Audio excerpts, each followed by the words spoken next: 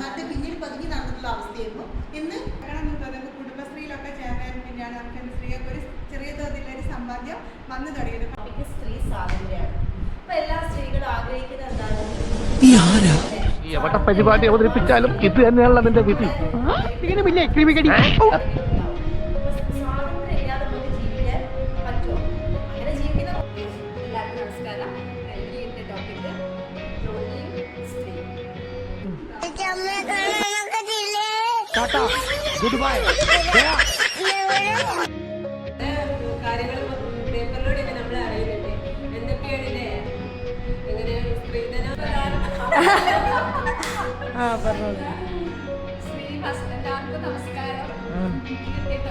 സ്ത്രീ വസ്ത്രധാരണമാണ്. നമ്മൾ കേരളത്തിലെ ശൈലി തന്നെ പണ്ടേ വരുന്ന സ്ത്രീകൾ അത്യാവശ്യം നല്ല രീതിയിൽ മാന്യമായ രീതിയിൽ വസ്ത്രം ധരിക്കാന്നുള്ള അത് ഓരോരുത്തരെയും എത്ര മനോഹരമായ നടക്കാത്ത പോയി കിടന്നു ഉറങ്ങു വേട്ടെ. എന്ത് പറ്റി രമണ? ചോദിക്കുക താൻ ആരുവാ?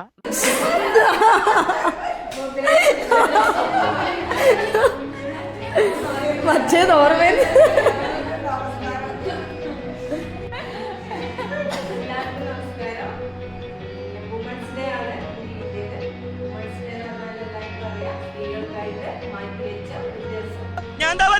അതിന് തന്നെ വിളിച്ചില്ല. ഇനി നമ്മൾ എന്ത് ചെയ്യുമല്ലയ്യ? നീ ഒന്നും ചെയ്യണ്ട, ഞാൻ ചെയ്തു. ഉണ്ണേട്ടൻ കുട്ടി തളരരുത്. കലാകാരനല്ലാത്തവരെ സമൂഹം അംഗീകരിക്കില്ല. എത്ര മനോഹരമായ നടക്കാത്ത പോയി കിടന്നു ഉറങ്ങു വേട്ടെ. അതന്നെ ഇപ്പൊ വിഭീഷയുടെ പേടില്ല.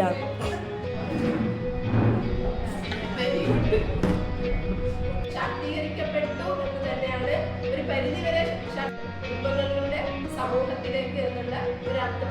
നമ്മുടെ സിസ്റ്ററിന്റെ പേരെന്നാ പറഞ്ഞു?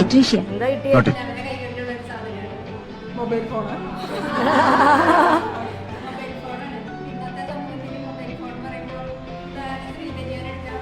ആ മൊബൈൽ ഫോൺ പ്രകാരം പല വർക്കുകളും ചെയ്യാൻ പറ്റാതെ അതിന് ഫീസ് കണ്ടി പിന്നെ വെറുതെ സമയങ്ങളാണ് നിമിഷ ഉപയോഗിക്കുന്നുണ്ട്. മൊബൈൽ ഫോൺ ശരി ഇഷ്ടം പോലെ മൊബൈൽ ഫോൺ കയ്യിലുണ്ടായിട്ടും മര്യാദ ഉപയോഗിക്കാൻ പറ്റുന്നത്.